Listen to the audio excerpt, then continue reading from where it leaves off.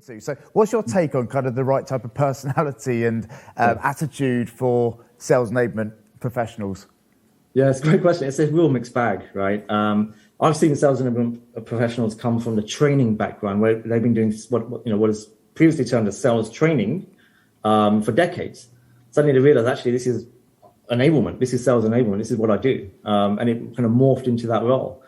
But also I've seen, ex-sales leaders or ex-sales reps go into the enablement role because, they didn't really want to carry that quota long term. Yep. And they wanted to move the needle in different ways. And that's the way they found it, using their experience to teach and show and train others.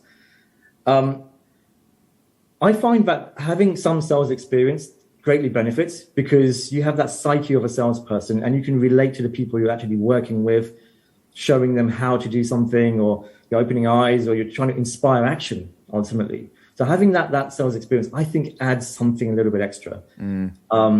But you're right, that typical salesperson is not going to be into the data, right from the start.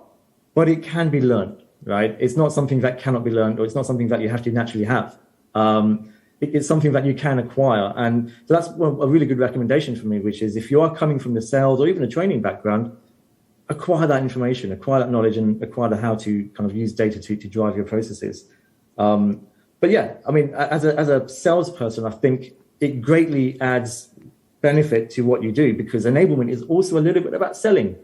Right? You're selling the concepts of what you're trying to get people to do, new methodologies, new processes, whatever it is, even just down to how you message to your teams.